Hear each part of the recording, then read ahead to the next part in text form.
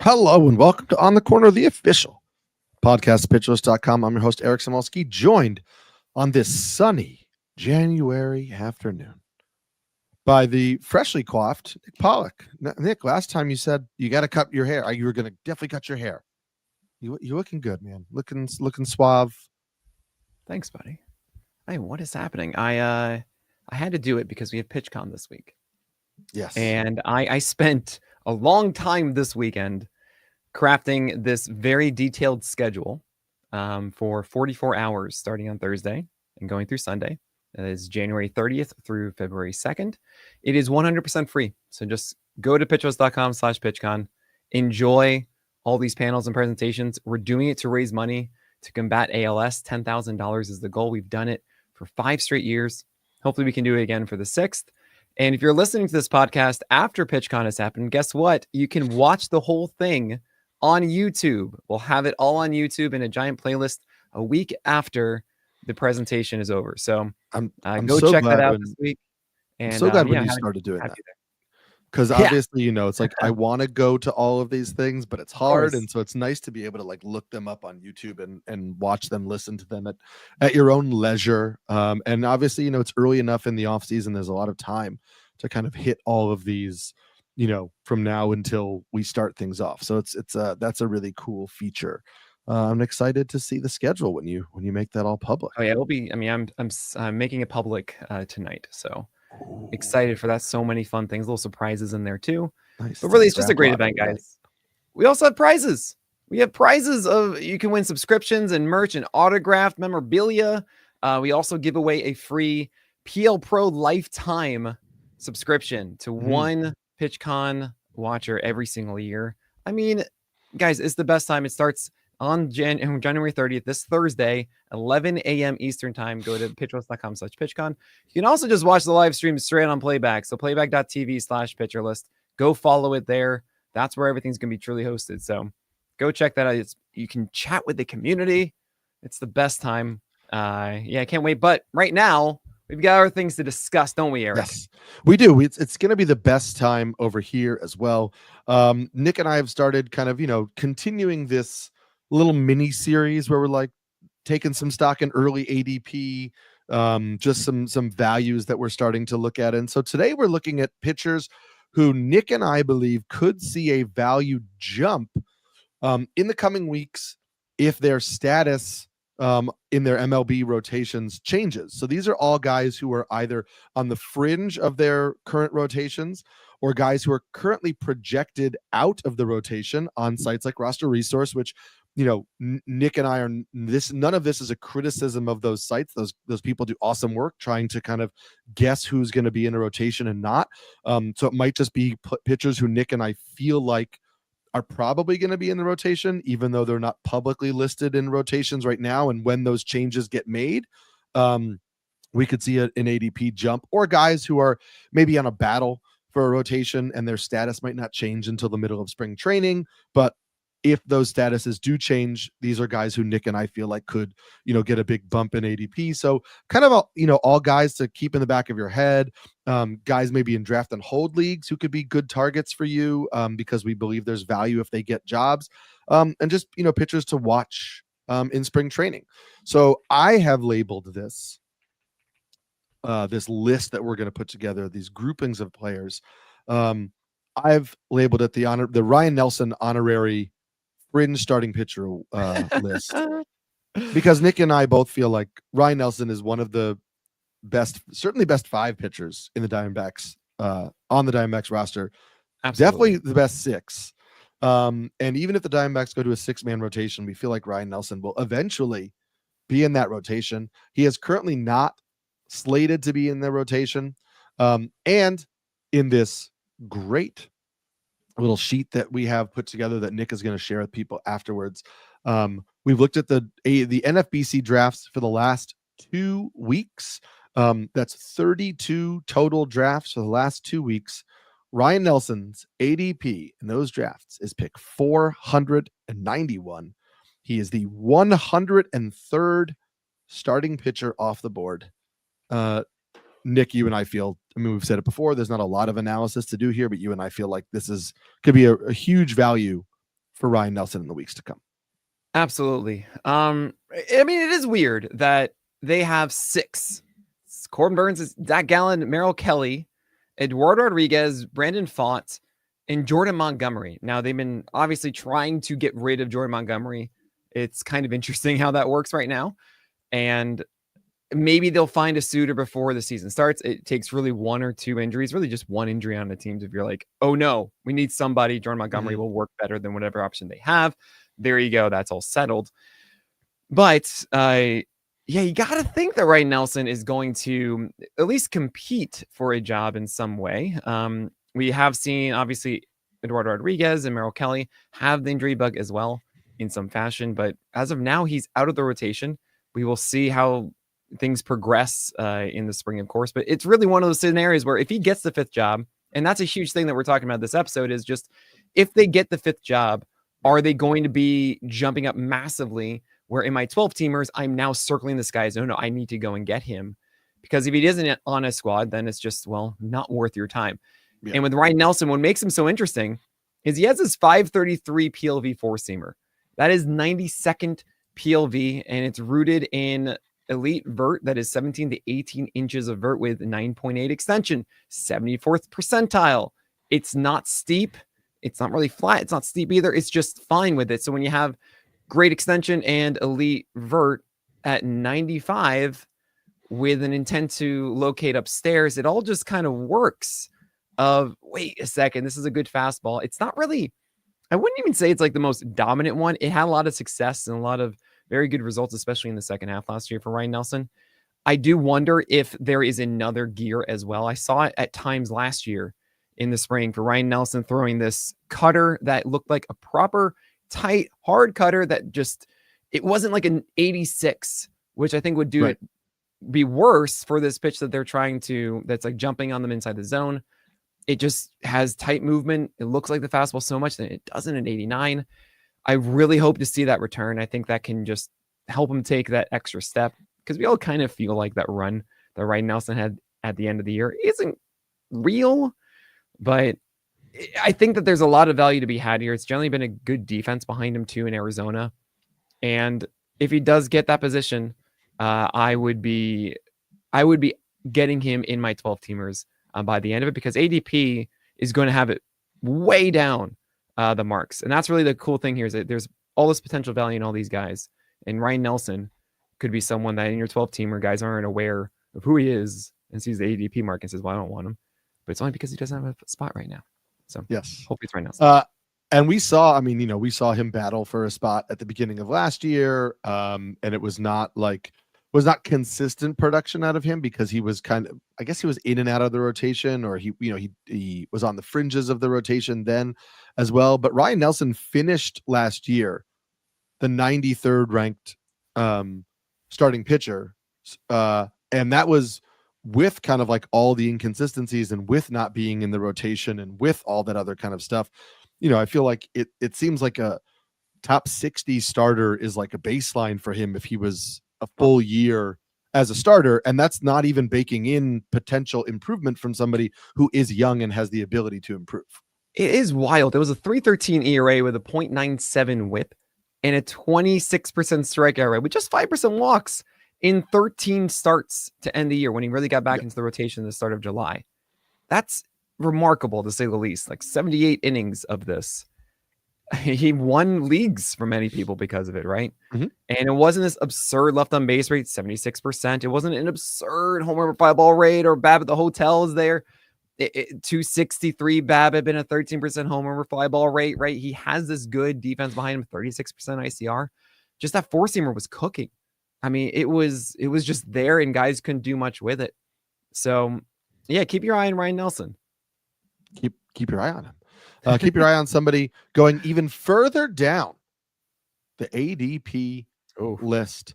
Over the last 2 weeks, his ADP is 496 on Roster Resource. He is not currently in his team's starting rotation, but he has said he's going to be healthy for the start of the season. It's Boston Red Sox starting pitcher Lucas Giolito. Yeah. Pick 496 right now, Nick. If we get word that Giolito is in fact in this rotation. You know, you and I have kind of talked about how we think that it'll be Giolito and maybe not Cutter Crawford, and Cutter Crawford, who has been a reliever in the past, will be either the sixth starter or, you know, a little bit of like a piggyback type of guy. You know, we could see a big bump for Giolito if he gets named into the starting rotation. I know it was just spring training starts, but, you know, he did look good in the Red Sox spring training last year. There was a lot of talk in the offseason that the Red Sox signed him with a clear plan led by Andrew Bailey, but plan to quote unquote fix Giolito based on some things that they had seen in his arm slot and his mechanics. And so there was a lot of optimism heading into last year. We've seen Giolito be a really strong MLB starting pitcher before. It would not surprise me if he also is healthy and another guy who's like a top 60 starting pitcher, potentially more if things actually clicked for him. Absolutely. I'm still surprised at this thing with Giolito, that people are really still down on him. And I get it that this is NFBC stuff. This is more, this isn't your standard 12 teamers, for example. So this ADP that we're using right now should shift a lot, but it is important to note that this ADP does affect and have a weight on the first ADPs that we see. Right. And Giolito, I think, should just shoot up the boards once he's in spring training and healthy. I think the last couple of years that we've seen from Giolito are there are areas where it's clear that he could be better. And he still has a great extension. He still has a great vert. He still has a great changeup. I think the situation in Boston is fantastic for him. And yes, it could be a case where he's pitching in the spring, but they just want to be safe with him and they delay him a little bit. That's fine. It's an IL spot. Mm-hmm. And an IL spot out of spring training when it's not like a top 100 guy, that's so good. This is the kind of scenario that I go for a ton in 12 teamers, because it's not like you don't have as many IL slots usually right out of the gate, right? It's usually by May or so you're filled up with guys. But if Giolito's delayed by a couple starts or whatever it is, fine. That means I get that extra roster spot to find someone else. And that is the most valuable time for roster spots. It's the first 2 weeks of the season. So I'm so excited for this. I remember even last year we were seeing velocity increases for Giolito in the spring, and not the 91 to 93 that we saw in 2023. That was really kind of scary for us, and we're really concerned about it. Fringe starting pitcher Lucas Giolito will be starting pitcher number 3 on that team at this point. You have Garrett Crochet, or 4, depending on your Tanner Houck feelings. Sure, but it's a great situation, honestly, for fantasy managers right now. I think that Giolito is going to be one of the better values if this ADP in any way holds moving forward. I'm not saying that it's going to in this way, but like still underneath 200 is what I'm hoping for, and I think we'll very much get that. Yeah. We'll stick in the AL here. Usually when teams make a concerted effort to trade for a player, we believe that they have a strong desire to have that player on their team. We could pencil that player in the starting rotation. However, a lot of people currently don't believe the Guardians plan to add Slade Ciccone to their starting rotation. His ADP over the last 2 weeks is pick 712. 712. Right now, Roster Resource has the Dodgers with Ben Lively and then Tristan McKenzie as their 5th starter. I think that we all know that Tristan McKenzie, when healthy, is in this rotation. I think there are lots of questions about the Tristan McKenzie health.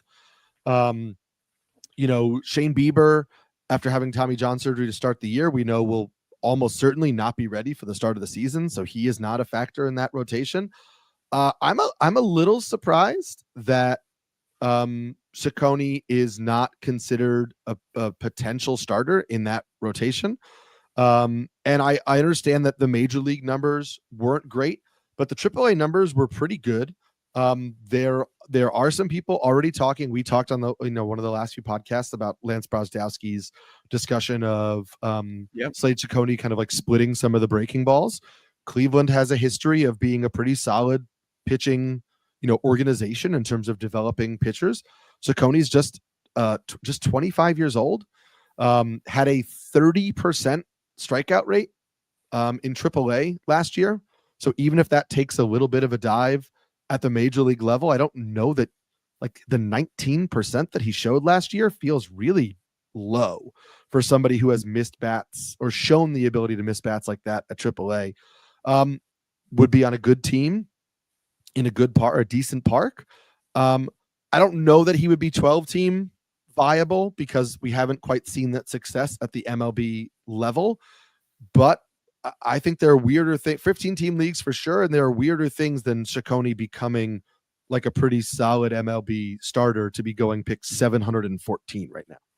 Yeah. I mean, I understand that of being, he might get some runway in this rotation with the Guardians this year.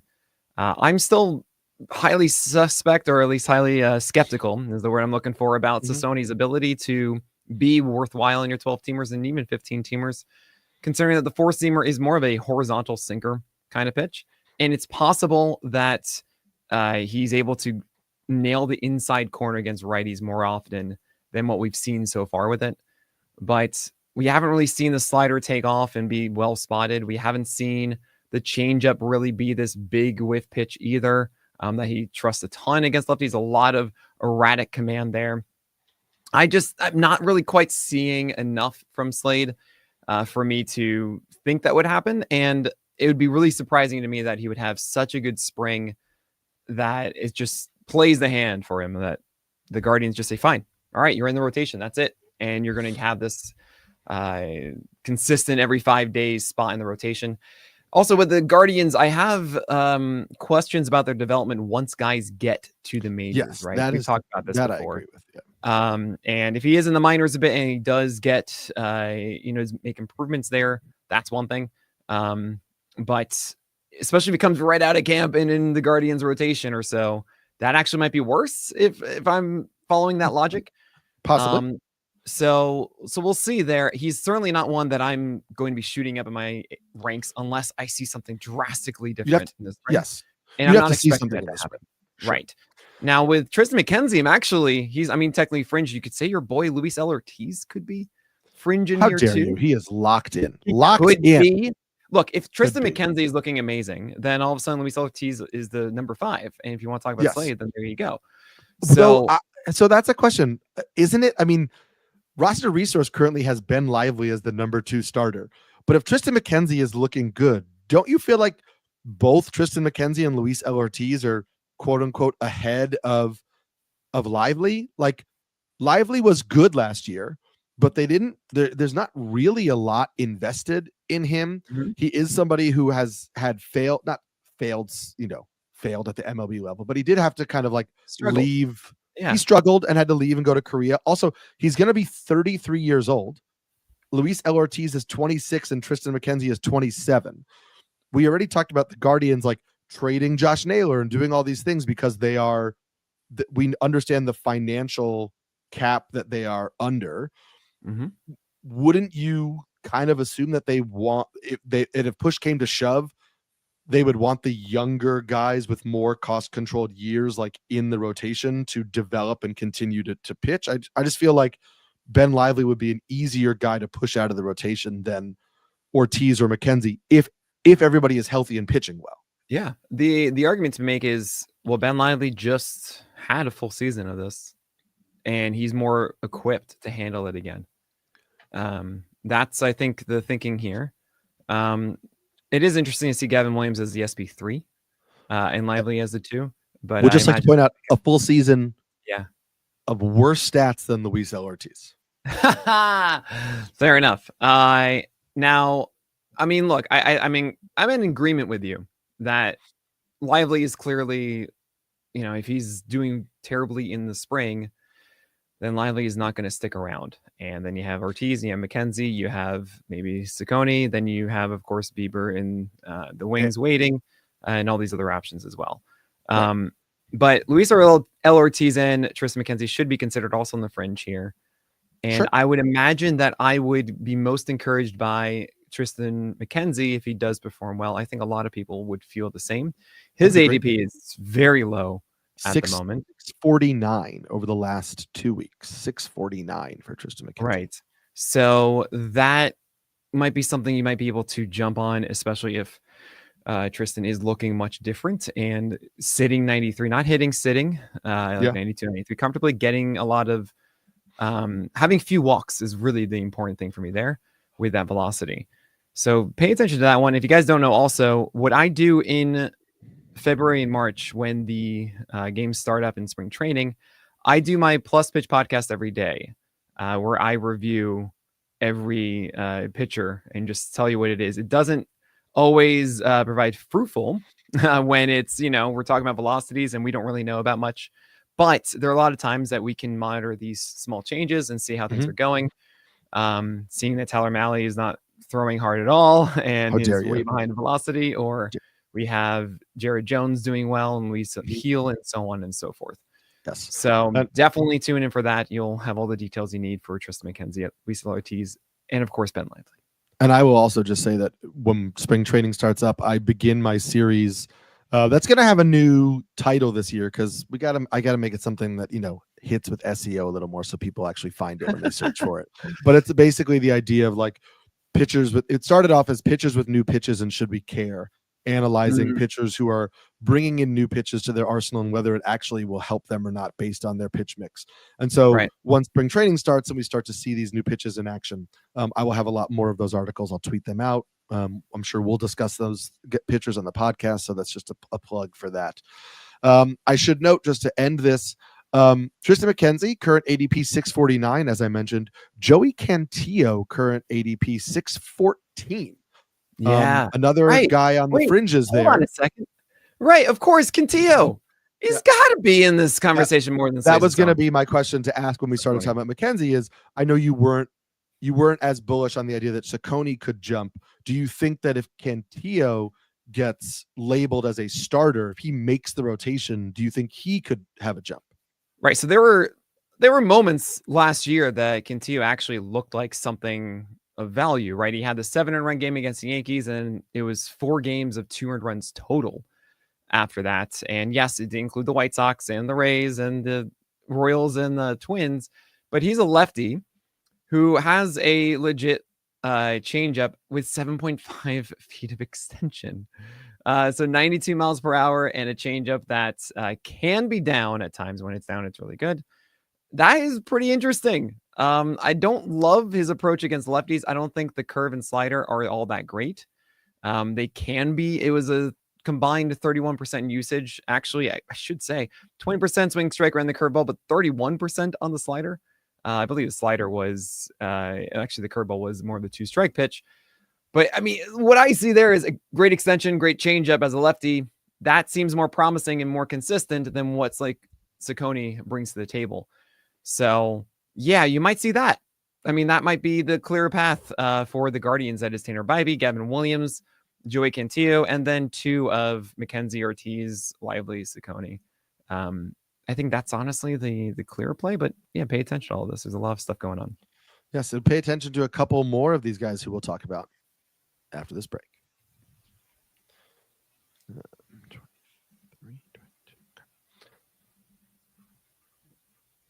I have a fringe one for you, sticking in the AL Central.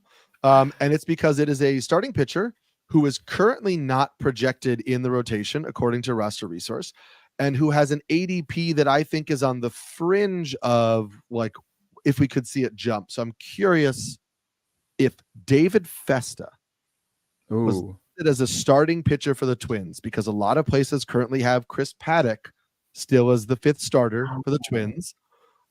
David Festa over the last 2 weeks is the 84th starting pitcher off the board. So still a top 100 starter, going pick 335. So it's not in the range of the guys we had talked about before, but that is around guys like Eric Fetty, Matthew Boyd, Jackson Jobe, Cutter Crawford. So if Festa gets named the 5th starter, do you think there's a significant jump in his ADP from where it's currently at? And would you support that jump in ADP? So I'm conflicted on Festa because it really comes down to how much stock I put in first year command. Kyle Bodie, I say it all the time. He's like, you got to throw those numbers away. And maybe I should. Because what Festa brings to the table is 95 with 7 feet of extension, which is great, and good vert. And a changeup that misses bats against lefties, about 19-20% swing strike rate against them. And then a loopier slider at 86. His overall command of this wasn't that great. It's a four-seamer also that has massive cut action. And that means essentially has glove side movement in there too. So seeing two plane four-seamer like that is actually kind of cool. And I just don't believe he can command it and might still have that shag rug associated with his development that is just gonna be more volatile than we normally see. But how much development should we expect? And I honestly think, hey, what do you know? A cutter should be there, because lean into that horizontal movement at 91 with that extension makes all the sense. It does also mean that he should be very good against lefties. You have that big change of going down away, and you have that natural cut action on the four-seamer, means that should eat up bats inside to them. So then it's about, well, hold on, what's this 86 mile per hour slider like? He doesn't get it down. He keeps it a little too high. At times it turns into that strike pitch instead of the, hey, watch out, my slider's coming kind of pitch. So there's a little bit extra needed in that, I think, that cutter, and also just the overall command for Festa, which would make him frustrating to have as a fantasy manager. And I really don't want to touch frustrating as much as I can. Those hipsters, headache-inducing pitchers stifling the entire roster. So he's certainly a guy, David Festa, that I'm going to be looking at in spring training. I think he should get the job, if not over Pollack, also Simeon Woods Richardson. Personally, he's just so much better and has much better stuff. And it's just, let him develop in the majors, please. I think the Chris Paddock experiment is not going to work out. Simeon Woods Richardson is very, so that's where I am on the whole twin situation. But yeah, I would certainly, in 15 teamers, I think this is a fantastic play if he's in that rotation. 12s, it's a riskier one. You have to be willing to cut bait quickly in the beginning of the year and not get too stuck thinking like, no, he's going to break out and I can't drop him right before he does. Which we support, right? If David Festa looks good in spring and wins a starting job, totally. I don't know that he's still somebody in a 12-team league that you're going to take with like a mid-round pick. He still probably is near the end of a 12-team draft where, like, if the first two starts of the year are not good, you could say, well, the spring training didn't carry over. It is what it is, right? I'm going to go pick up Garrett Crochet, whoever has the really strong start of the year. But yeah, I mean, that I was interested in Festa based on what he did in the minor leagues, and I know it was inconsistent at the major league level. And if we, and the Twins are an organization, granted, it's not always work that's done by them, but their starting pitchers at the major league level have started to make adjustments in the offseason and improve, what they do in their arsenal and things like that, that it wouldn't surprise me if David Festa came back with a little bit more developed as a starting pitcher, with an adjustment to an arsenal or an adjustment to a pitch that makes him a little bit more consistent than we saw last year. And I would take a gamble on the end of drafts and then see. Yeah. I see that extension and I see so much ability and everything. I'm like, that's generally very good. Yeah, we'll see. I mean, we're so close. It's like a month away. I know, it's wild. Pitches against so close. We're going to move to the AL West. I got two teammates who are currently not factored into the Rangers starting rotation. But you already alluded to the fact that Tyler Mahle is no sure thing in this Rangers starting rotation. And then also there's a lot of chatter out there, and from people who I know who work in Major League Baseball organizations, there's some additional chatter that the Rangers may actually be playing around with moving John Gray to the bullpen. Yes. Which would open up a rotation spot for either Kumar Rocker or Jack Leiter. Kumar Rocker, currently the 78th starting pitcher off the board with an ADP of 301. And Jack Leiter, who had a much better AAA season, did not carry over to his MLB innings, but had a much better AAA year last year. the 153rd starting pitcher off the board right now. Pick go with an ADP of 669 overall. I think Kumar Rocker is more likely to be named into the starting rotation if one spot opens, but I threw both these guys in there. Do you think that either of these guys would rise significantly? I mean, Rocker's already inside the top 80. Could you see moving him up significantly if we knew he was starting the year in the rotation? Yeah, I think this is where he goes, right? I mean, looking at this, we have Kumar Rocker at 78, but then there's Reese Olson at 73. And just to put that in perspective, Walker Buehler's at 71 right now. I don't really think that we're all going to be higher on it than we are right now for Kumar Rocker. The appeal here is pretty clear that it's a four-seamer that comes in really hard. It does not have good vert, but it's good enough extension. And then he has a slider that looks like a wipeout one that he actually has intent going back foot to lefties with too. So I love the command I saw with Kumar Rocker as well. It surprised me, honestly. Usually you have these kind of flamethrowers, these 1-2 combo guys that are more erratic, especially like Hunter Green when he first came up is a good example in my view. That hopefully is continuing on in the spring through Kumar Rocker. I would like him. I would think that there is still going to be more volatility than the small sample size than we saw. I'd like him more than David Festa, for example, as someone that, let's say they were both in that rotation. I prefer Rocker and his skill set more. But I don't really think I can put him much higher than that. I mean, it's the end of BC ADP that we're looking at, which always values volume more than you should in a 12-teamer. So you have things like Jose Barrios is at 60 right now. You have actually these aren't really necessarily okay. Ranger Suarez at 73, stuff like that. Right. So it is actually interesting to see Mackenzie Gore at 54. Oh, that's a conversation for another time. I know there are some guys that you were just mentioning that I was like, Reese Olson. Obviously, we didn't mention him here because he's not on the fringe of the Tigers rotation. Yeah. His ADP could rise a lot in the next month, but it just doesn't fit the if he gets the job part of it. But yes, there are a lot of interesting guys when I was doing this where I was like, these ADPs are going to be so different soon. Yeah, and then you have Jackson Jobe at 77 as well. Speaking of those Tigers, we don't know if he's going to make that rotation. We've been hoping he would for a bit. Mm-hmm. It might be one of those cases where they keep him in AAA right in the beginning, but it's just first opportunity. He's there. And yeah, they're back to back right around 300. Kumar Rocker, Jackson Jobe. I prefer Jackson Jobe if Jobe has a rotation spot. I just think the overall arsenal is just so much more. But Kumar Rocker should certainly be on your radar. If he does get that number 5 spot, I would be very happy having him at the back end of my 12-teamers. He's someone who can just explode on a strikeout run right at the beginning of the year. So, and Jack Leiter on the other side of it, command just isn't there. And it's so frustrating because from a stuff perspective, Jack Leiter has everything you want. He has the velocity, he has the vert, he has the extension, he has the low arm angle with his 4-seamer. It's awesome. And he just can't locate it, nor can he locate a secondary pitch to get strikes. Mm-hmm. And it's just, oh, you're so close, Jack Leiter. That slider can miss bats a ton. I know it can. And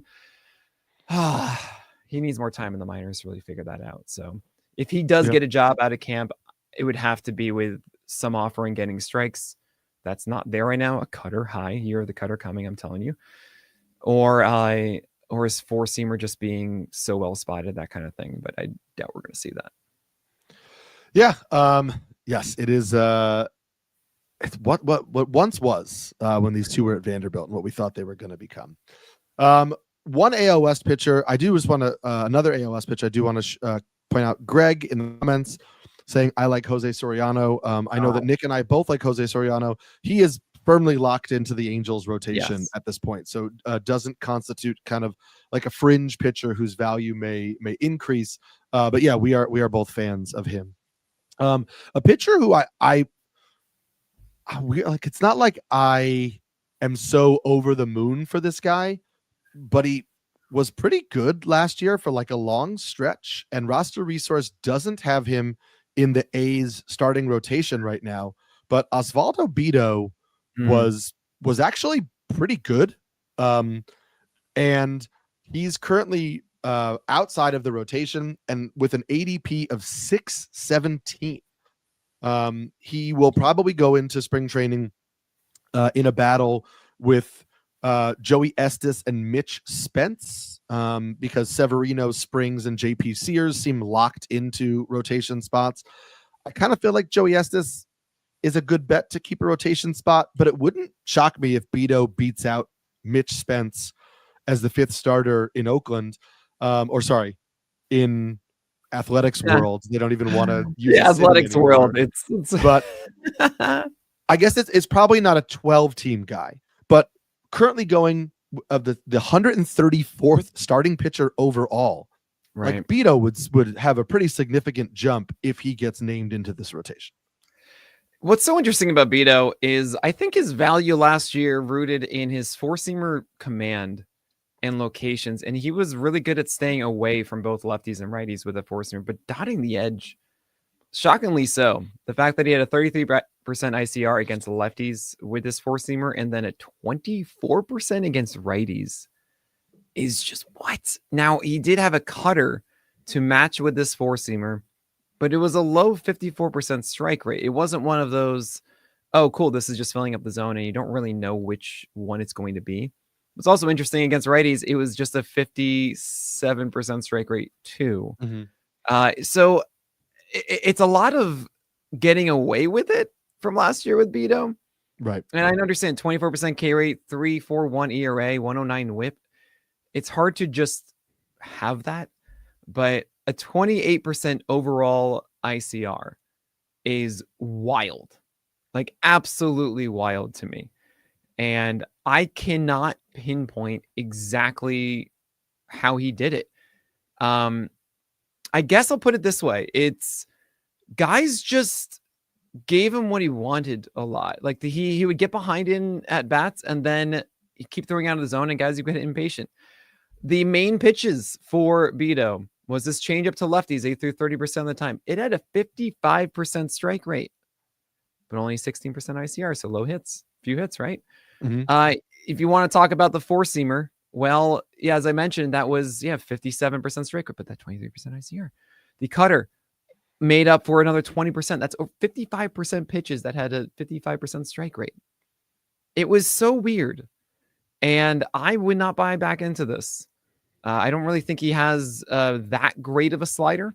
I mean, yes, 75% strikes, 17% swing strike rate. That saved him a lot in this, as he would go out of the zone a bit with all the other stuff, and then he would throw the slider and then whatever against right-handers. And against lefties, he didn't really have that kind of pitch.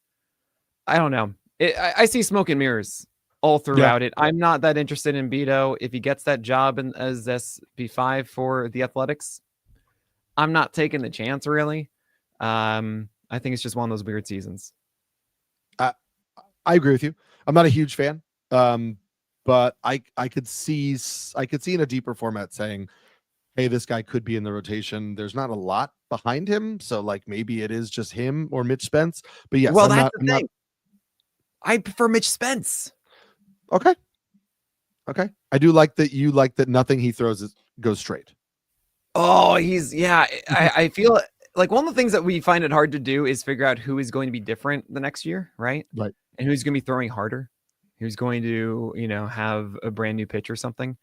But when you have a cutter and a slider as your first two pitches that are both super high PLVs, actually Mitch Spence has a 90th percentile PLV slider. I kind of like that, and he doesn't have that. He doesn't give in with that sinker, right? When he throws it, it's dramatically off the plate to right-handers. And he's just hoping to get a quick out with that. And otherwise, then fine, I'll just go with the cutter away or the slider away, and that's it, done. Like that to me is more sustainable year to year, I think, than what Beto does. I get that. I get that for sure. I should say before we fully move to the NL, I just noticed on the ADP a guy who I think you and I both feel like is in the rotation right now, but maybe he constitutes fringe because he hasn't actually been a starting pitcher for the last couple of years. But the Houston Astros traded for Hayden Wesneski The thought is that Hayden Wesneski will likely get a shot to be in the rotation. He's currently the 114th starting pitcher off the board, going with an ADP of 550. Obviously, it would be more than just, hey, Hayden Wesneski is a starter, right? We'd probably want to see something in the spring because he hasn't been an effective starter before. But if the Astros say he's in our starting rotation, it is the Astros. There's likely to be a bump. We get 1 or 2 good spring training starts in there as well. I feel like this is a guy you could see soar up some boards from currently going starting pitcher 114. You know what's so funny? I was at the winter meetings. I got to meet Tyler Zombro in person. I'd been talking to him before. And if you guys don't know, he's now with the Cubs and working with their starting pitchers, right? And the winter meetings were right before the Kyle Tucker, Hayden Wesneski deal on that Friday. And he was saying, oh man, I just can't wait to work with Hayden Wesneski. I have all these plans for him. I can't wait to do it. And then a couple days later. So with Hayden Wesneski, he is an extension guy with a really good breaking ball. That sweeper is really his bread and butter. It's been the thing that has wowed us over a couple seasons now, especially when he first came up in 2022. We were just really stoked about it. Never really got got comfortable in a starting spot or really had the free reign that we wanted him to have. It does look like with JP France, Luis Garcia, Christian Javier, and Lance McCullers all just like, not going to happen at the beginning of the year. They don't have many other options to go to. Maybe Forrest Whitley finally becomes that guy. No, it's not going to happen. Not going to happen. No. So, yeah, it looks like Wesneski has that opportunity unless they sign somebody else. Maybe Flaherty goes to the Astros. That actually seems like a decent fit for this situation. But let's just say, Hayden Wesneski, you get the number 5 spot. Should we care? I don't know. I'm not in love with his heater. It is really more of a sinker. It has 13th percentile vertical movement. That is 11 inches, right? Not the 17 that we want to see. Not like the 13 or 14 that's below average. That is bad. This is 11. This is drop really to it. But he does get 7 feet of extension.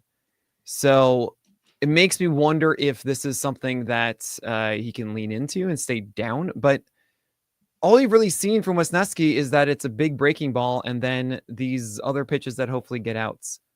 I don't know what we're going to see. I'm really curious about it. I would love to see something else in the secondary department that makes me feel as if he has another option outside of these fastballs, the 4-seamer and sinker, to complement the sweeper.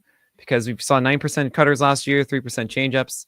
Maybe the cutter is that reliable one. We saw that way back when too. I don't know.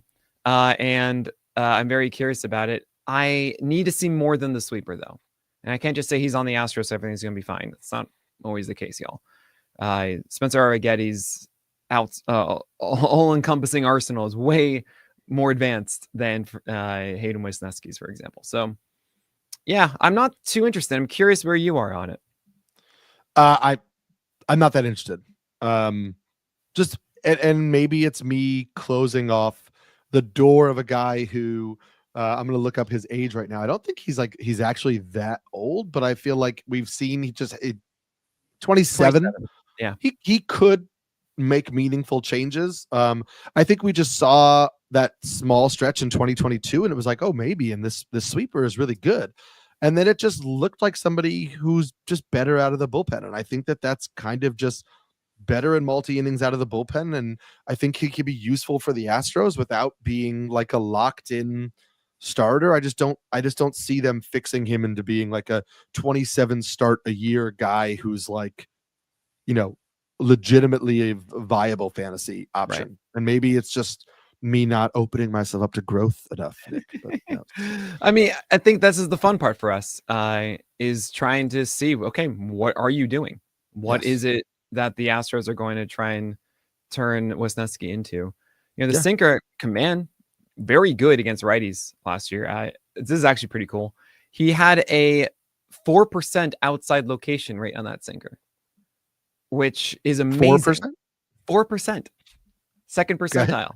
Right? Yeah. Why is that amazing? Because a lot of times when guys throw sinkers, the timing, because you sometimes have to get them more on the side of the ball, means that you're generally going to mess up at least 10% of the time and tug the ball with you. outside, if not, Mhm. 15, 20% of the time. And you do it 4%. That's 4 times out of 100 sinkers thrown. Is pretty dang cool.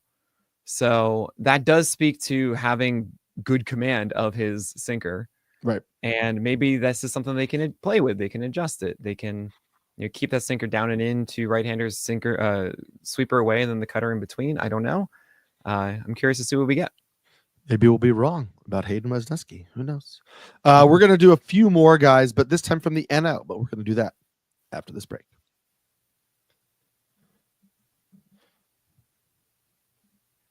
All right. I'm going to combine two guys for you right now because they're both in the NL East, and they are going back to back right now in ADP, with neither one of them currently being locked into a rotation spot. I think I know the answer to this because we've talked about one of these guys enough, and I know you're not a fan. But if either of these two pitchers gets announced as being in their starting rotation, who do you think will see the biggest ADP jump, and who should see the biggest ADP jump? Between the 90th starting pitcher off the board, going pick 394, DJ Hers from the Nationals, and the 91st starting pitcher off the board, going pick 400, Grant Holmes of the Atlanta Braves. So, okay, I don't really consider, I think we'd all agree that Hurst shouldn't be on the fringe. I know that Roster Resource says, cool, it's Mackenzie Gore, Jake Irvin, Mitchell Parker, Trevor Williams. Fine. DJ Hurst should be 5. Michael Soroka is there. What's up? Right. That feels like a depth piece. He has an opportunity. We'll see how this goes. Maybe Trevor Williams doesn't have the command he used to have. That kind of thing. But that's where it's like he has to be named official, because they did acquire Soroka and then say they acquired him to start, even though Soroka was actually decent for the White Sox as a reliever and probably should just be moved into the bullpen. And that might be what happens. No, don't you dare do that to Soroka. Don't you dare. Okay. I mean, we saw Michael Soroka in 2019. All right. I believe it was 2019, but it was 2019. What even happened? What even happened back then? I don't even know. I don't know the before times. And Soroka showcased the ability of a veteran starter at age 20. All right. The ability to manipulate his fastballs beautifully, set up batters, utilize his pitches correctly. And the idea of turning him into a reliever is just the thing that I went through when I went to college, and it drove me insane. Even though it worked, it was fine, and it's good for Soroka too. Just don't. I'm not going to wish that on him. Okay. He's going to be the backup long reliever for when there is an opportunity. And I know that the Nationals also got Ogasawara. Nope. I'm going to get this at one point, and I'm so sorry. Ogasawara. I'm going to go with that. He's not really going to be a strikeout guy. Did not have a lot of strikeouts on NPB at all. This is not that guy that you really want to chase. He could be a Toby at some point, but it's more of a 15-team scenario, waiver wire ad later on. But DJ Hers, to me, is really interesting because I see a lot of people mentioning, oh, DJ Hers is my guy. He's the one I'm targeting in leagues. There are a lot of things going against him. One, I'm just going to put it out there, the thing that I don't even talk about a lot, but be aware, DJ Hers is not going to get a ton of wins. The Nationals are not going to get a ton of wins. That is not a wonderful offense. I could be wrong. Maybe Dylan Cruz and Jason Wood are going to improve it. A lot of people think the Nationals are a feisty pick to make the playoffs. I don't think so. And I think it's because I don't think this rotation is good enough. Like, I think the Nationals have some interesting young bats. I don't think this rotation is good enough to pitch them into the playoffs. But I just wanted to point out that there are a lot of people out there that Paul Sporer who believe that the Nationals are a frisky playoff team. Okay. I mean, I need to assess the offense better than, but I get the sense that they're not going to be this. I would say that they're going to be a more average, if not below average, win potential situation for DJ Hers. Could be very wrong there. What really does concern me, though, is that his four-seamer performed with a 15% swing strike rate last year. And I don't know why. Sometimes we see this. Sometimes we see guys that just are able to execute in the right moments with it. Maybe the changeup nullifies a lot of it, especially against right-handers and when the thing is working. But watching him start to start last year, it was really frustrating because DJ Hers some days was able to command his four-seamer and his changeup well, and things could go according to plan. and other days the changeup just wouldn't be there, and he had nothing against right-handers. I just don't see the makeup of a guy that is going to maintain this 28% K rate that we saw this past year. I see something that is more smoke and mirrors with 25% plus put away rates against right-handers, and then also massive struggles against lefties. His four-seamer and slider were the two pitches. Both of them had a 40% ICR, which is a little strange to see, but I think goes to show how ineffective that slider is against lefties. He doesn't command it well. It's not really this massive pitch that you want it to be. I just think that hers is going to be one of those hipster types that are going to have these wonderful, nice little stretches, a couple games here and there. They're going to pull you in. But overall, I mean, I want to remind everyone he had a 9% to 10% walk rate last year. And I don't think that's going to go away. And I know from talking to you last year, you are actually a believer in Grant Holmes. Now, Grant Holmes by Grant Holmes by roster resource is in the rotation, but I don't think he's being drafted as if he's in the rotation. I mean, a 400 ADP suggests that people don't believe Grant Holmes is a starter for the Braves. Now, part of that could be Spencer Strider's coming back.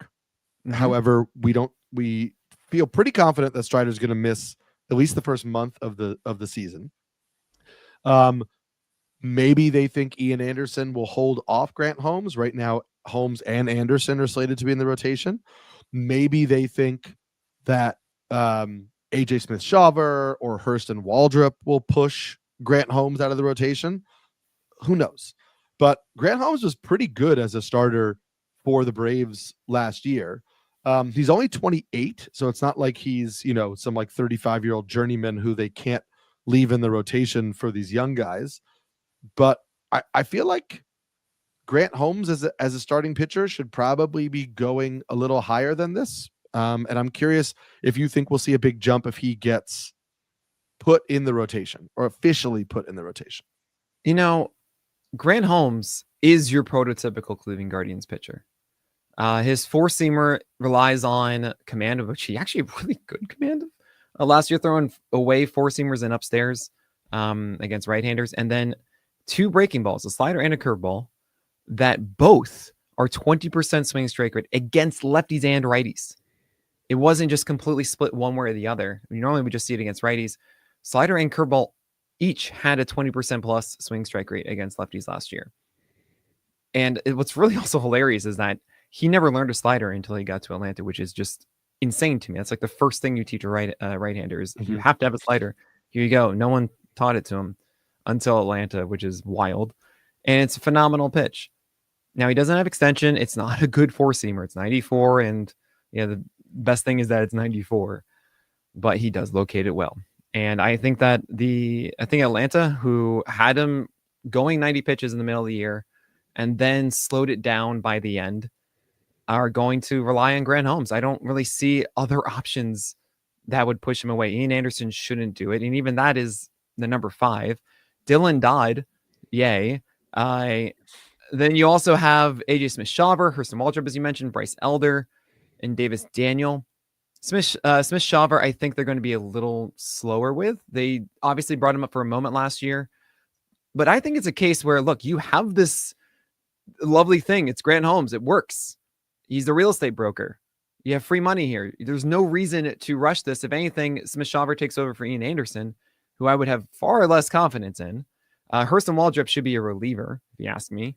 Bryce Elder is your backup depth. If you need something, I guess he's there. And same with Davis Daniel. But Holmes has proven himself as very much capable. And I'm all for this. I also think that Atlanta is going to win a ton of games. And you're going to see Grant Holmes go further than 5 innings. Why? Because he has such a low walk rate, 5% walk rate. He throws strikes. Those sliders and curves, I'm talking about getting those swing strikes. It is so rare. I don't think I've actually seen this, to see two pitches have a 68 and a 71% strike rate, 50% of your breaking balls. Both of them be that high of strike rates. It's incredible. He commands them really well down. This is repeatable. So I'm very much in on Grant Holmes for next year. And sure, he'll have those moments when the fastball gets beat up, and that's going to be that. But there will be more helpful starts than harmful. And this ADP, it's pretty fantastic to go and get him. Got to do it. I agree with you on this. And I think you will see that value rise in the weeks ahead. So Holmes is one guy that I'm pretty bullish on from where they're going right now. There's another Holmes I wanted to talk to you about, who I'm not necessarily as bullish on, but Clay Holmes. Yes, the Adobe. Going pick 328, or sorry, 328, the 83rd starting pitcher off the board. It doesn't actually feel like I can't decide if he's going to jump, if it's not a fringe thing, right? Because everybody knows the Mets are going to give him a shot. Well, I don't know if they know that. There's like this, they hear that a lot, right? They know he's going to be given a shot because of the amount of money he was signed for and the fact that the Mets said they're going to give him a shot. I guess my question to you, though, is how much movement could there be? Like, if we see one or two good starts in the spring, do you think people are going to go Michael King and move him into the top 50 starters, or is everybody just going to go maybe and like bump him up 10 spots? Mm-hmm. Yeah, I think that honestly there is some trepidation right now because they don't quite believe it, and they think, okay, they're going to try this and it's not going to work with Clay Holmes as a starter because, oh my gosh, he was such an inconsistent reliever. How could you possibly think that this is going to be a good starter? Because honestly, guys, Clay Holmes, the Adobe, has the arsenal that speaks more to a starter. If you are sinker focused and have breaking balls that work, you have those innings as a reliever that don't go your way, especially if you're a sinker baller. But what happens is if you have an arsenal that's efficient, then that speaks to getting 5 or 6 innings where you have one of those spikes, but then the whole thing is good, right? And I think that Clay Holmes' sinker is still great. It is a very, very lively sinker, a phenomenal drop.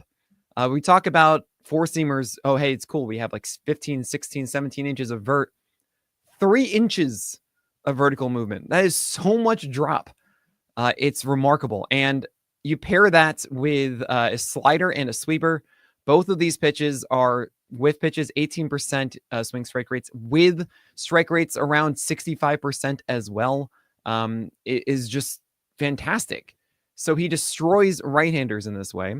And really the big question with Grant Holmes is, okay, are you going to be effective enough to get the opposite-handed batter out that is the lefty? And I think when you see Clay Holmes as a starter, you're going to see something more with a cutter possibly, or a changeup or something else, not just that sinker, because you got to find something else. And that's really the thing I'm going to be looking for the most this spring, because that sinker, it did have a 38% ICR, cool, but lower strike rate, 64%, much lower swing strike rate. And the sweeper obviously isn't as effective. You never see sweepers more effective against opposite-handed batters. It's because going into them. And it's slow enough that it's not going to jam them. It's just going to be pulled down the line effectively. So that's the thing I'm going to be looking for the most, but I'm ready for it. I don't think they would be signing him as a starter if Clay Holmes didn't have that other weapon against left-handers kind of in the tank that they've seen and known about and looked up. So I'm excited for it. I think there is potential here. That said, Clay Holmes is not going to be a low whip pitcher. Being a sinker baller like this means that you are going to have an elevated hit per 9. And he had an 8.6 last year, just in relief, 7.3 the previous year. But generally, it means that you're going to have a slightly uptick of walks, 8% we've seen. And you're going to not have that suppressed like 6 hit per 9 potential. Really, it's going to be more like 7 to 8, all that kind of stuff. But there's excitement here. And I think he can slip through the cracks if everyone's just like, nah, this isn't really going to work. I'm curious to see if he adds anything in the spring. Clay Holmes, the Adobe. He's interesting. Why the Adobe? Clay Holmes.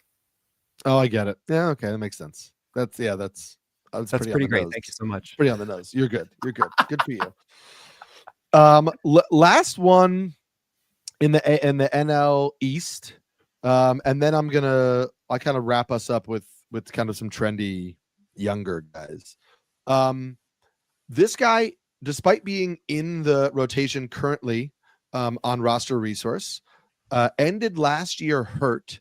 So I think people maybe are unsure if he's actually going to be in the rotation, if he'll be healthy.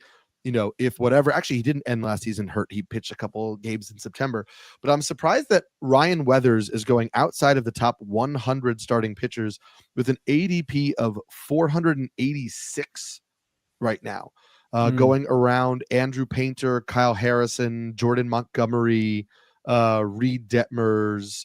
I'm curious if we get confirmation that Ryan Weathers is in the rotation, healthy to start the year, all things we think we're going to get. Do you see a boost for Ryan Weathers, who actually looked like he had made some real improvements last year before getting hurt? I love the fact that his sinker does well against lefties. You have four seamers that perform well on opposite sides of the plate.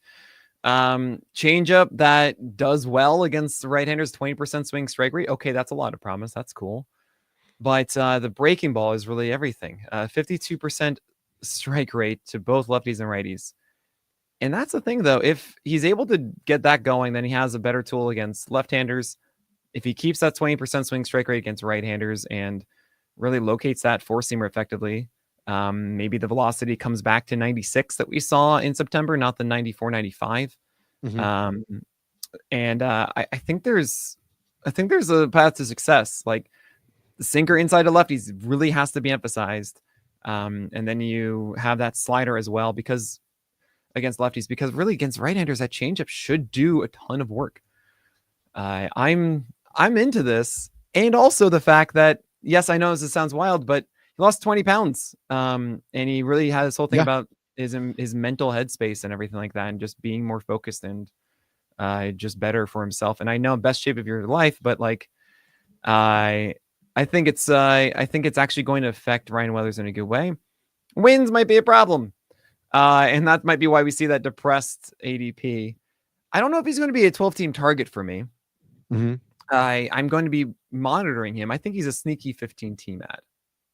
Yeah, I like Ryan Weathers. I did blurb his weight loss for NBC Sports. So I know that, like, he talked in the article that was about obviously it was about maintaining his cardio and strength throughout the season, but it was mainly just about, like, he felt that he was putting on the weight during the year, and it had to do with kind of like regulating his energy and stuff, like, as the season went on between starts. So that idea isn't just like, oh, he lost weight, like he'll pitch, deeper into games. It was more just like his energy levels were spiking and decreasing, and were inconsistent start to start, which obviously will impact your performance start to start as well. I'm into Ryan Weathers. We talked about the wins on the Marlins, but I like Ryan Weathers as well. Again, the team context makes me feel like there's not a huge jump here. Just a quick couple quick NL Central things. A couple guys, including Greg, did mention DL Hall. We know how much I love DL Hall. DL Hall right now for me isn't even on the fringe of the Brewers rotation. I mean, with Nestor Cortez now in Milwaukee and with Brandon Woodruff back and presumably healthy to start the year, DL Hall is not going to be in that rotation unless there are injuries. So for me, he's not on the fringe. Correct me if I'm wrong here about another NL Central team, but somebody in the chat also asked about Rhett Lauder. I don't think Rhett Lauder is on the fringe of this Reds rotation. I don't think he's in the rotation right now. The Reds added Brady Singer. They're going to get Nick Lodolo back from injury, at least at the start of the season. They picked up the option on Nick Martinez. Nick Martinez is making way too much money to not be a starting pitcher. He's making that's what we keep saying, but then again, he always whatever. I sure. Hope so maybe that can be your pushback. I mean, do you think that Rhett Lauder could be in the rotation over Nick Martinez, or do you think this rotation is pretty set at Hunter Green, Nick Lodolo, Brady Singer, Andrew Abbott, Nick Martinez? Well, we have also seen a 6-man from the Reds, and I know in the chat they're talking about 6-man right now in rotations. And what I always say is it's like the Fellowship of the Ring.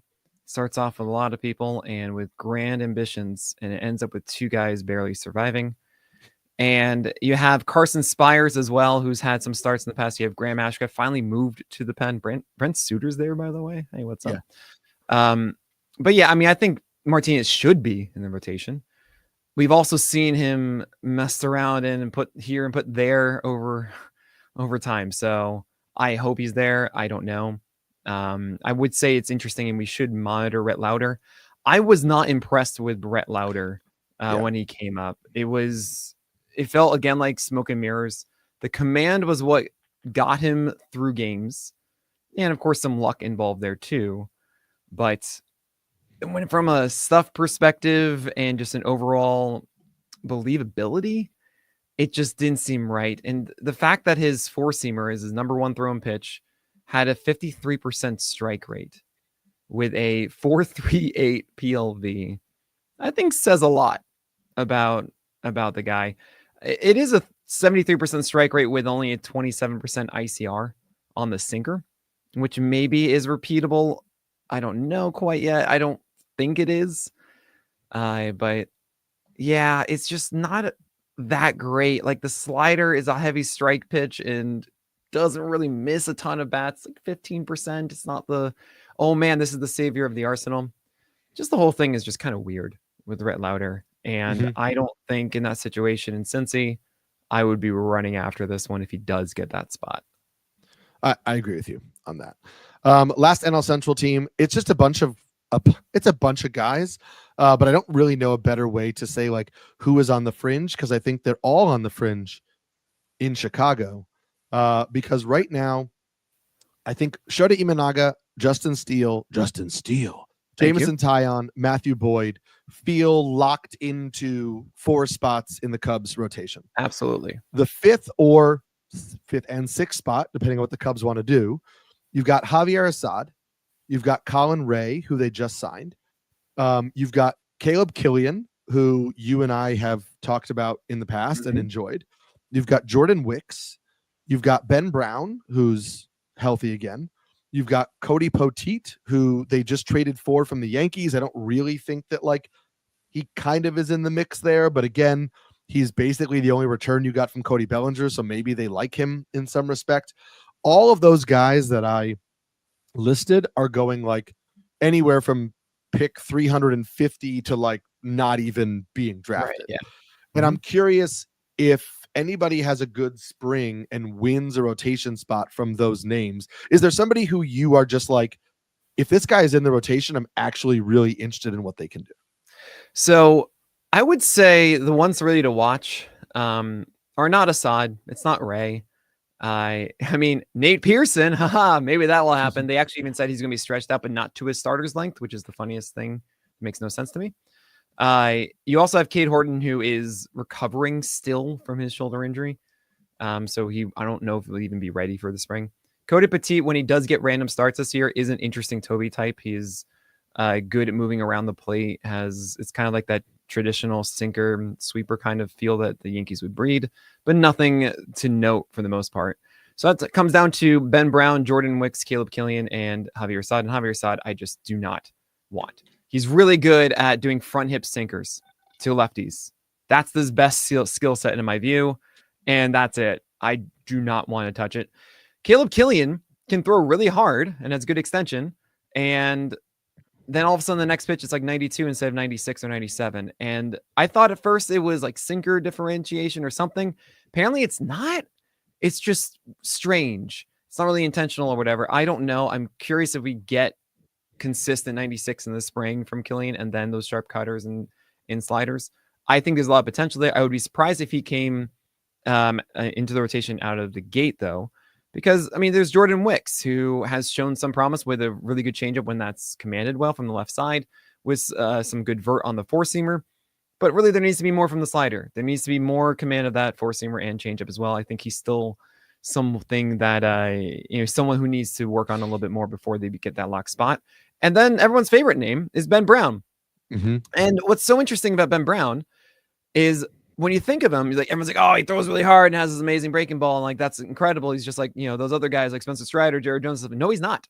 His four-seamer does not have a 10% swing strike rate against lefties or righties. It is not a whiffable pitch. It's just at 95, 96. Everything else is pretty mediocre about it.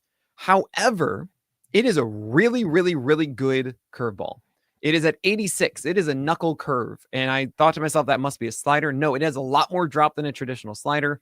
It is in that beautiful area of being a really hard curve, and hard curves are stupid good because they always fool batters just underneath them because they just can't fathom that it's going to go that far down.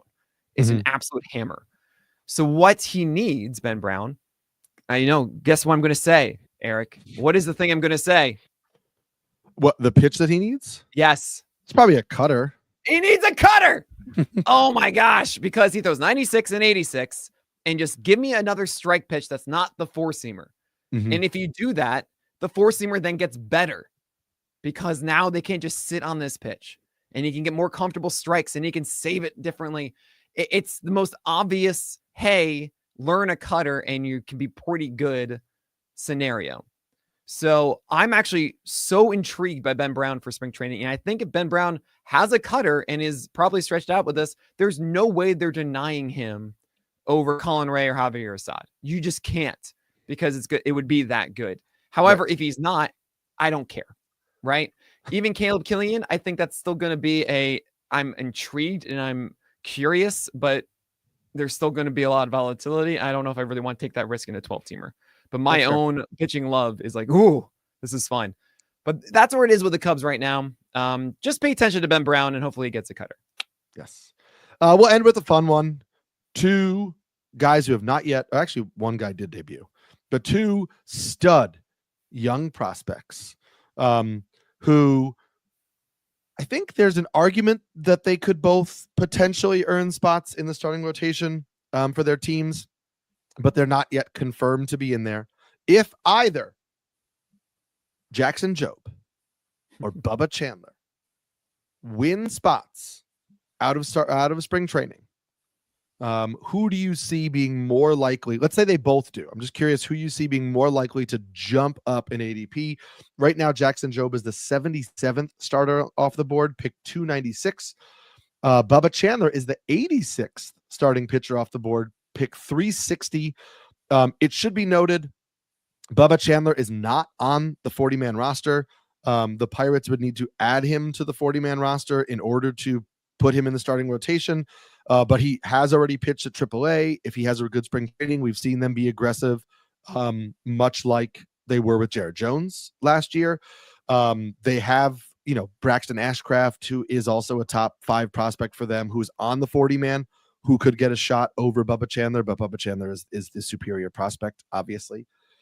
Jackson Jobe is on the 40-man. He's been in the big leagues. He was pitching out of the bullpen. There's a good chance that he could start the year in the rotation unless the Tigers want to kind of manage his innings a little bit.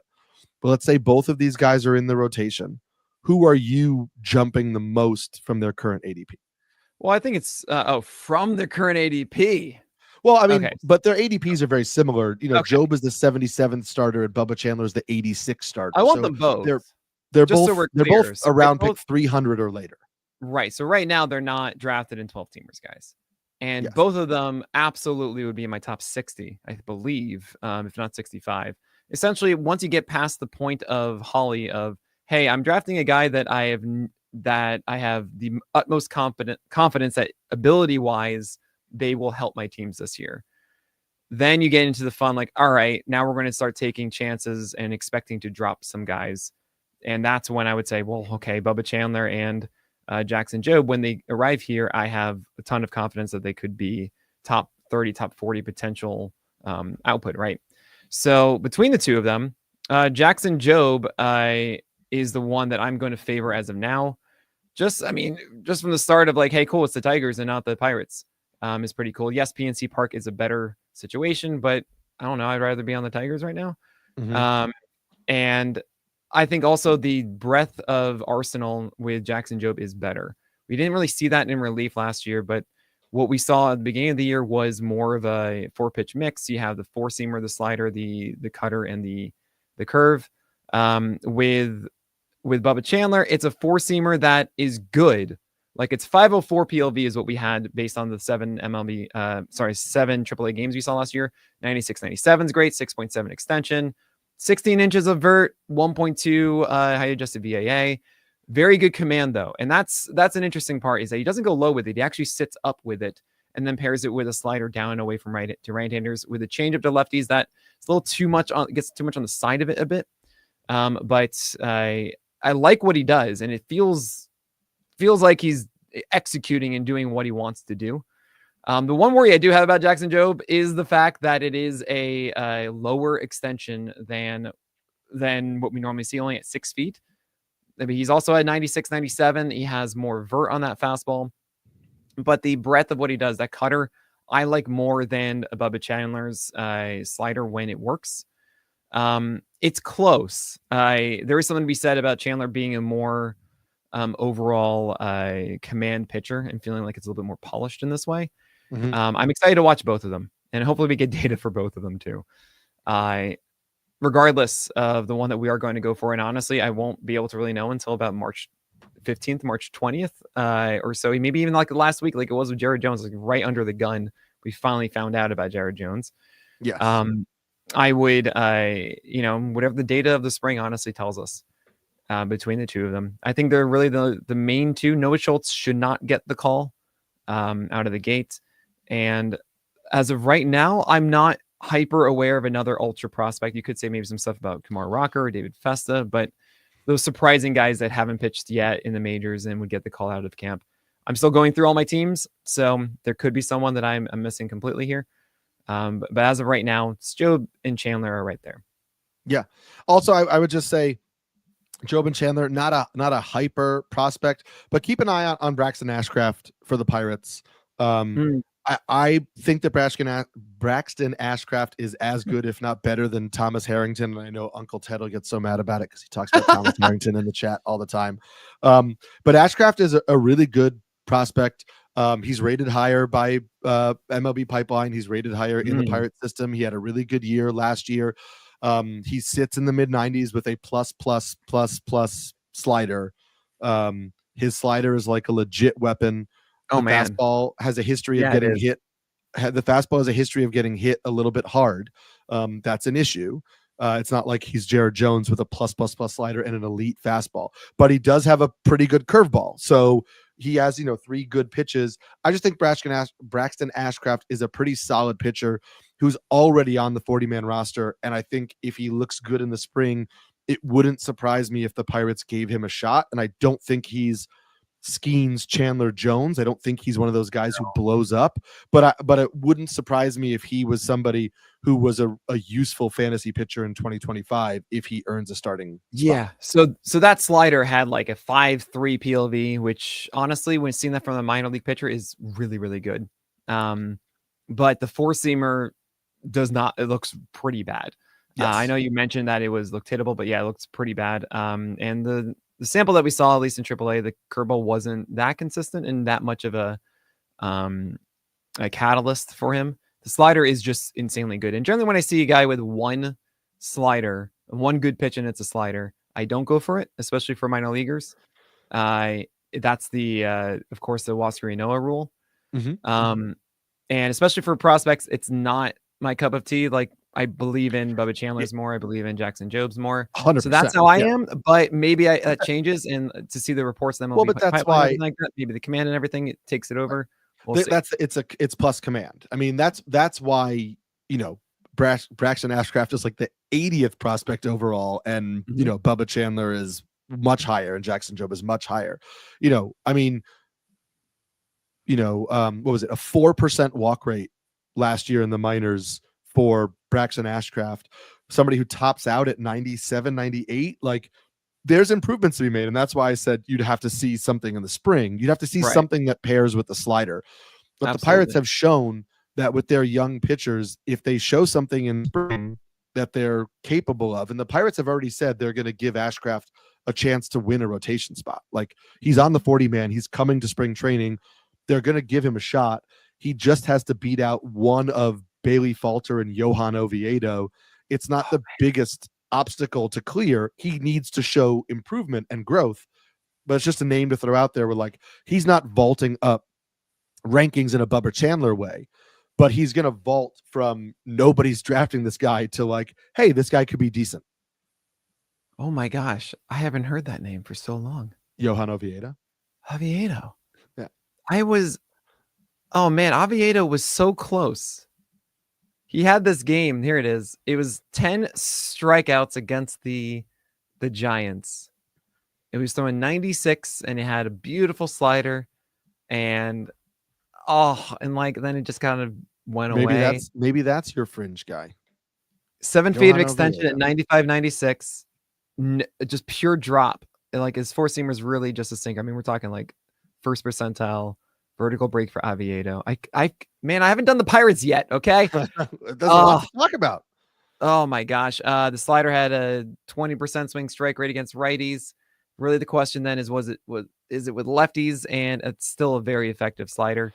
And with Oviedo had extension, it's like he had a 372. He had a 372 ERA in 77 innings in the second half last year. Like it's in 2023, because you had Tommy John and he hasn't been back. True. Oh man. That's interesting. And of course, Billy Falder would just get traded to the Rays, so don't worry about that. I just did a very quick look up, and by the way, if you don't know this, if you have PL Pro, we have these amazing apps, and one of them is player cards for minor leaguers last year, AAA, that gives us all the things that I talk about all the time: four-seamer movement and extension and vert, same with breaking stuff, and also our pitch model, a PLV, which isn't just stuff; it's also location-based and is relative to major league talent. And so I can quickly look up all these guys that were in AAA last year as we're doing this podcast, which is amazing. And so I have Thomas Harrington. Here we go. Uncle Ted, how do I feel about this guy? He fills the zone with four-seamers. He was Uncle Ted was calling him George Kirby 2.0. I don't agree with that because he's just throwing strikes from a lower arm slot. So he gets a lot of arm side break. And it's at 92, 93. Not elite extension. It's average.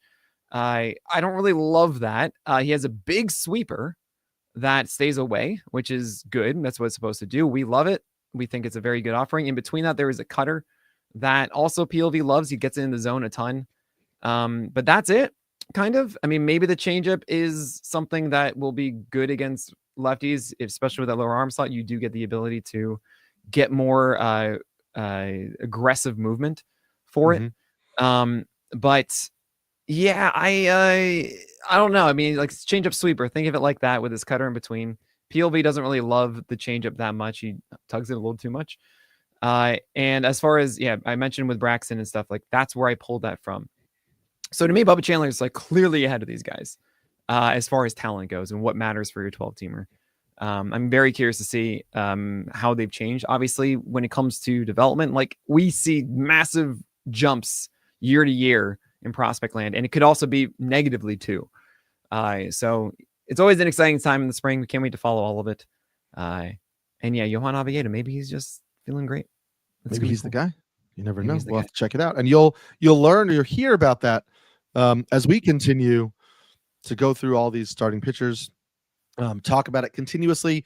We are 2 episodes away, if I'm doing my math, from your from unveiling your rankings, which might mean I have to do my rankings next week, but we are getting into rankings season. We're going to go over my rankings first, and then we're going to go over Nick's rankings so that mine are not impacted by Nick's. And then we're going to be in spring training. Pitchers and catchers are going to have reported. We're going to be going over some news. We're going to be going over, things that are impacting the rankings, all of that. We are close, ladies and gentlemen. We are close. Can't wait. I'm excited. I'm ready. Also, especially after that horrible Buffalo Bills loss last night. That is crushed my gosh. spirit.